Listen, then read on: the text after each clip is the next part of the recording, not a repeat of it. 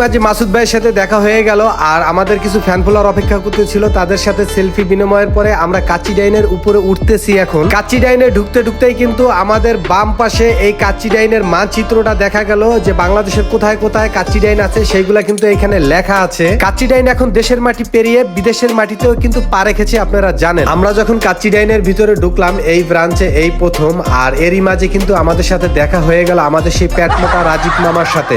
রাজীব মামা কিন্তু অস্থির একটা লোক, আপনারা হয়তো জানেন না। রাজীব মামার সাথে প্রতিনিয়তই অনেক দুষ্টামি ফাইজলামি হয়। যাই হোক, আর এই যে আপনারা কাচ্চি ডাইনটা দেখতেছেন এটি হচ্ছে রাজশাহীর ভদ্রাতে। আমরা এতক্ষণ ছিলাম দোতলাতে আর এখন আমরা তৃতীয় তালাতে উঠলাম। এই তৃতীয় তালাটা হচ্ছে কনভেনশন হল। রাজশাহীর ভদ্রার মোড়ে কাচ্চি ডাইন দ্বিতীয় ফ্লোর এবং তৃতীয় ফ্লোর দুইটা ফ্লোরেই কিন্তু কাচ্চি ডাইন করা হয়েছে। আপনি চাইলে যে কোনো বড় ধরনের অনুষ্ঠান এই জায়গায় করতে পারবেন। হ্যাঁ গাইস, আসসালামু আলাইকুম, কেমন আছেন সবাই? আলহামদুলিল্লাহ আমরা ভালো আছি। আমরা কিন্তু অলরেডি রাজশাহীতে আছি।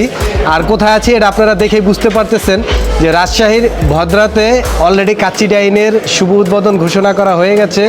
ইনশাল্লাহ আপনারা আসবেন, এইখানে দেখবেন পরিবেশটা, খাওয়া দাওয়া করবেন, ভালো মন্দ কমেন্টে জানাবেন।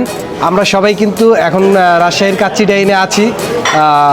রাজশাহীবাসীকে অনেক অনেক ধন্যবাদ জানাচ্ছি, কারণ আমরা গতকালকে আসার পরে অনেকটা আমরা ঘোরাফেরা করছি। আর রাজশাহী শহরটা যে এত সুন্দর আসলে এর আগে আমরা শুনেছি, কখনো দেখি নাই।